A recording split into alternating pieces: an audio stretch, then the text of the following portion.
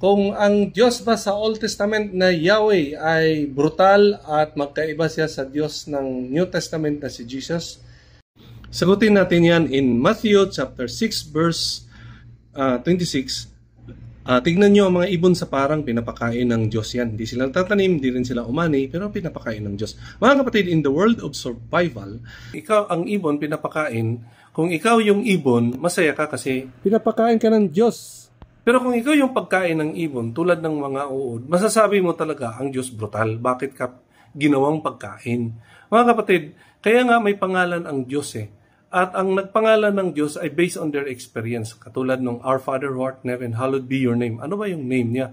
Walang pangalan na binigay yan. Kasi ikaw yung magpapangalan sa Kanya based on your experience.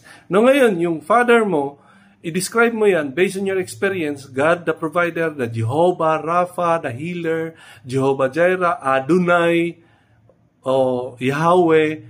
Yan kasi experience mo yan. No, ngayon, ang experience mo, matawag mo ang Diyos brutal, baka kalaban mo ang Diyos. Nasa opposite side ka ng Diyos. Kaya mo nasabi si Yahweh ay brutal in the Old Testament, no? Kung ikaw yung tao doon sa Old Testament, tapos nakita mo ang Diyos mamamatay tao, talagang brutal ang Diyos. Pero kung ikaw yung tinutulungan ng Diyos at patayin yung mga kalaban mo, God is your Savior. God is your Christ.